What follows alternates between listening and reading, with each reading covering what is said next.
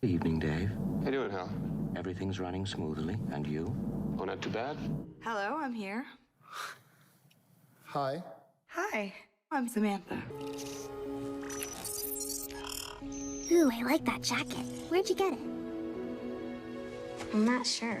I can Bluetooth onto it and download all the evidence that I need. Can you guys take me over there? Yes, of course, anything. Hey, we don't even... Anything. We're back with Crime Stoppers Houston CEO Rania Mankarious and Dr. Cesare Wright, a professor at the University of St. Thomas in charge of digital initiatives. AI has been the stuff of Hollywood sci-fi movies for decades. Well, guess what? It's not really science fiction anymore. I'm going to call it science faction. It's closer to what we've been afraid of. All right, AI, artificial intelligence, is more sophisticated in gathering of information, but more realistic in the way we communicate as well. Okay, with that said, there are two sides to all of this. There are things that can be used for good, and then as we know, there are things that can be used for bad. And Dr. Wright, you were recently at a seminar in Spain that talked about how AI and ChatGPT can be great for all kinds of things, including kids who have learning difficulties. Right. So one of the things that ChatGPT does, it's a generative AI. It generates chat in real time, text. And so if you have a kid with dyslexia that may have a difficulty transcribing their thoughts into language, you can use ChatGPT. This is one of the programs I'm working with right now, to actually have that child give it prompts based on their life and say, I have 2 German Shepherds named Ragnar and Grimlock. Generate a story about those dogs. But then you have the child illustrate it. So now you're actually connecting cognitively to different modes of language and perception and reception. Yeah. And this is one of those things that most teachers will tell you we don't have time to do in a classroom because we have so many kids who are over here learning this way, kids learning this way. It could be an added tool. Oh, exactly. Because you have the children doing that. You have them illustrating. Now they're engaging with language, so they're meeting all those TEKS, Texas Education Knowledge and Standards. So they're learning the standards, but they're engaging in a more authentic way. And that's one of the benefits of all of these emergent technologies, even in the metaverse, being able to go in and explore, the Colosseum in Rome or these historical sites that are reconstructed by a generative AI. More than words on a page. Exactly. Yeah. To actually, and we've seen that there's a commercial about a surgeon who was like practicing heart surgery before they actually do it using this technology. All right, and I gotta admit, it's fun. So Ralph, our executive producer, was playing around on there and looked at how you can do like Photoshop. There is Photoshop, we know about Photoshop, but this is beyond the normal Photoshop. So there was a picture of my son who's standing, by an elevator right there, and it was a few years ago. He wants me to make sure y'all understand he's about 3 inches taller. Okay, but now look, we put in he's standing in a department store. So there's the Photoshop as he's standing in a department store. Now I'm sure there's some nefarious ways these can be used as well, but it's kind of cool to see that after result that looks really good. All right, now the bad thing about it, you touched on it earlier, Rania, is that con artists are using it to even mimic someone's voice to a T. Yes. And someone could call and say, Mom, I'm in trouble if you don't send this money here. And people have already been caught sending money for this reason. Yeah, and you're seeing it happen a lot to grandparents. That all of a sudden they get a frantic call from their grandson or daughter, their voice screaming, crying, I've been arrested, I'm in jail, I'm in an accident, and you need to send money right now. And they hear their grandchildren. They don't understand the technology and they're wiring money. So what happens is 30 seconds of an audio clip is all that these people need, these scammers need, to capture the voice, and they type in what they want the voice to say, and then it says it to the person listening. Technology is incredible, and we tell kids, use it, explore it, get the best of it, but we've got to understand the risks and dangers because they're astronomical. Industries are concerned because let's say like you're a model. Well, now models are being replaced by the perfect model, which is AI generated, right? Songs, and the whole bit, we'll get that song in a second, but let me just back up to, you have chat that can write perfect essays for you. Yes. Right? Okay, so students have been using this. Now your little window is shutting down on you.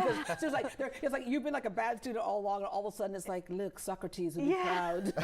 Right? But there are programs that they're not great yet, but the problem is some students have been unfairly accused. Others have been caught, but others have been unfairly accused. Yeah, absolutely. So one of the things that's happening right now is I would call it sort of a witch hunt with educators looking for cheating. And it is a reality. Students can use this to generate very convincing essays. Because before there was a thing called Turnitin, where you could actually lay it over somebody's essay and go, aha, you did not cite somebody this else and you wrote cheated. that. Yeah, exactly. But the problem now is that faculty, for instance, you submit an essay, the faculty will do a Google search and run it through a generative detection AI that's the reverse of ChatGPT. It looks at it and says, this is likely to be generated by an AI. The problem is the best of those are 20 to 40% inaccurate. So you're jeopardizing a child's entire academic future with allegations that 40% likely to not be accurate. Right. And on this, at the same time, as faculty, because of COVID, we're running into an epidemic of students not being academically prepared, which means their academic writing is not up to par. So the go-to for faculty is use Grammarly. Well, Grammarly uses the same AI generation techniques and algorithms to improve your writing that these detection softwares it's snagging them and claiming, so if you use Grammarly, it's very likely to be determined to be a generative AI. Yeah. So we're going to go in back. middle school, you're taught to use Grammarly, by Yeah, the way. Exactly. And you keep using it, right? Yes. Yeah. So what's going to happen is you're going to go back to you have 1 hour to finish to your essay, pencil. and all devices are put down.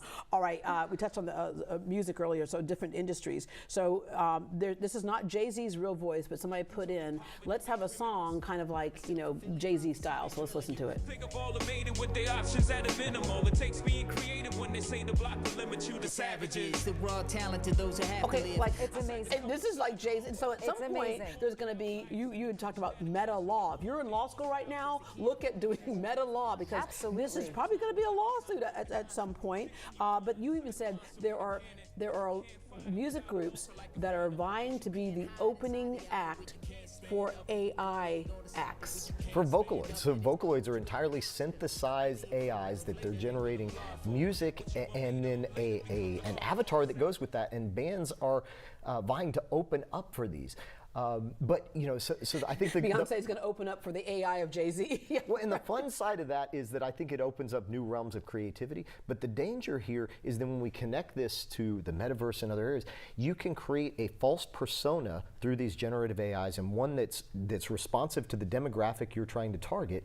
And then you go in and cultivate the relationships through these virtual engagements that can be very compelling. And before too long, you have people in virtual environments feeling like they have a real connection with a totally imaginary person, and you've supported this on multiple platforms. And so I like to counterbalance the positive versus let's do risk mitigation. Let's understand the threats, get ahead of those, and be responsive to them. There's a recent UNICEF report, and basically this is what they say is these things are imminent. These things are looming and they're dangerous. But let's get ahead of them. Let's find policy, legislation, and for students, if you're interested in law or psychology, this is a field. Emergent technology is the most lucrative fields. So go back to where we started. A whole new world. Yes, no one to literally. tell us no or where to go. Thank you for telling us some of where to go. But thank you so much. This is obviously going to be a continuing conversation, but thanks to you too. To connect to Rania and Crime Stoppers of Houston or Dr. Cesare Wright with the University of St. Thomas, visit greatdayhouston.com. We have their information posted there.